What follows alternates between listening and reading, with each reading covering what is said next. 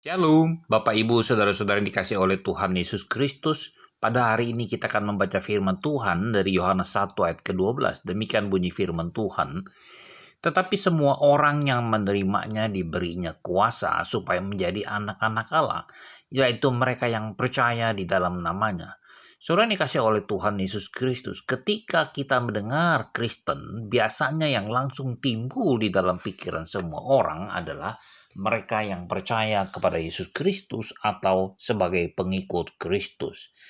Orang-orang menyebut pengikut Kristus sebagai Kristen untuk pertama kalinya di Antiokhia, seperti dikatakan di dalam Kisah Para Rasul 11 ayat 26. Saudara, pada awalnya mereka itu mendapat ejekan dan penghinaan karena mendapati bahwa sikap dan perbuatan mereka sehari-hari sama seperti gurunya.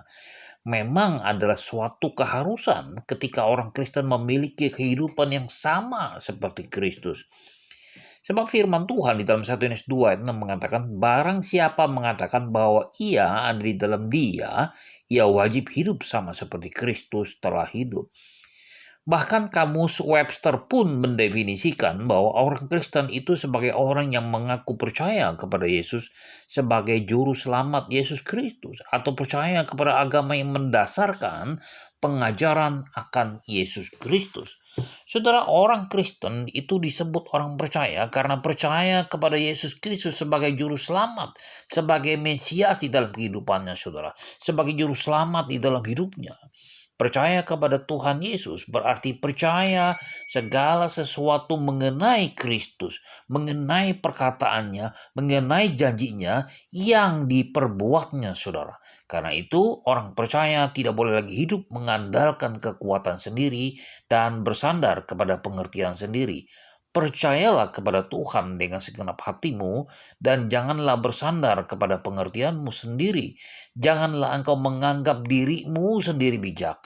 Takutlah akan Tuhan dan jauhilah kejahatan. Demikian kata Amsal 3 ayat 5 dan 7. Saudara yang dikasih oleh Tuhan Yesus Kristus, percaya kepada Tuhan Yesus berarti mau membayar harga di dalam hidupnya dan hidup menurut kehendaknya. Tuhan Yesus berkata, setiap orang yang mau mengikut aku, ia harus menyangkal dirinya, memikul salibnya dan mengikut aku. Demikian kata Matius 16 ayat 24. Percaya kepada Kristus berarti menghargai pengorbanan Kristus di kayu salib. Karena apa, saudara? Karena di dalam Dia kita memiliki penebusan kita, yaitu pengampunan dosa.